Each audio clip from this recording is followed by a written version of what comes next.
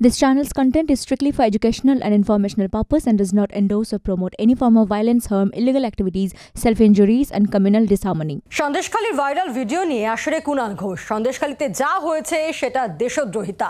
বাংলার 5 কোটি মা বোনেদের অসম্মান, সরকার বিরোধী চক্রান্ত হয়েছে।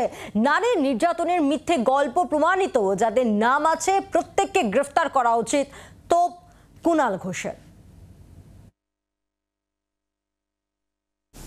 এই যে সন্দেশখালী একটা ভয়ঙ্কর সত্য সামনে এসেছে, যেটা আমরা প্রথম দিন থেকে বলে এসেছি। যদি কোথাও জমি নিয়ে কোনো অভিযোগ বা কিছু থাকে, সেটা সরকার ব্যবস্থা নিচ্ছে, দল ব্যবস্থা নিচ্ছে, কিন্তু এই নারী নির্যাতন নিয়ে যে কথাগুলি বলা হচ্ছে, এটা সাজানো নাটক। সামনে কে আনছে? বিজেপিরই স্থানীয় নেতা, তারা আনছেন। আমরা খুব পরিষ্কার বলতে চাই যে এটা বাংলার 5 কোটি মা বোন মহিলাকে অপমান করা হয়েছে। মানুষ পরিষ্কার বুঝতে পারছেন এই ষড়যন্ত্র ফাঁস হয়েছে। আমার বক্তব্য, অবিলম্বে এটা একটা রাষ্ট্রদ্রোহিতার কাজ যেটা হয়েছে। কথা বলবো রাজ্য বিজেপির মুখপাত্র শ্রমিক ভট্টাচার্য রয়েছেন আমাদের সঙ্গে টেলিফোনে। শ্রমিক বাবু, কুণাল ঘোষ তিনি বলছেন যে সন্দেশখালীতে যা হয়েছে সেটা দেশদ্রোহিতা এবং বাংলার 5 কোটি মা বোনেদের অসম্মান করা হয়েছে। একই সঙ্গে তিনি বলছেন যে সরকার বিরোধী চক্রান্ত হয়েছে। আপনার প্রতিক্রিয়া? যে ভিডিওটি সম্পূর্ণ ফেক, তৃণমূলের প্ল্যান্ট করা।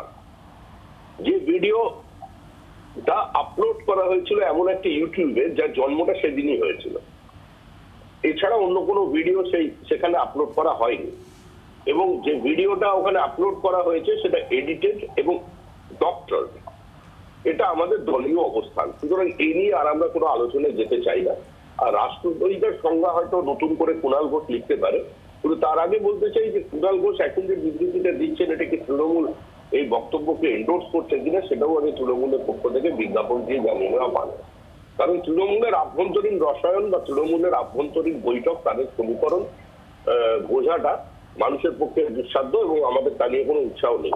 তবে শুধু একটা কথা বলতে পারি যে কুণাল ঘোষ মাত্র 3 দিন আগে বলেছিলেন যে এই শিক্ষা দুর্নীতির মধ্যে আরো একজন ক্যাবিনেট মন্ত্রী আছেন যিনি সরাসরি টাকা লেনদেনের সঙ্গে যুক্ত।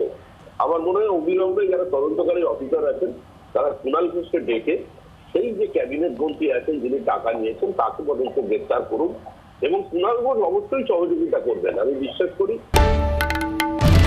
বাংলার আওয়াজ, বাঙালির আবেগ, জি 24 ঘন্টা।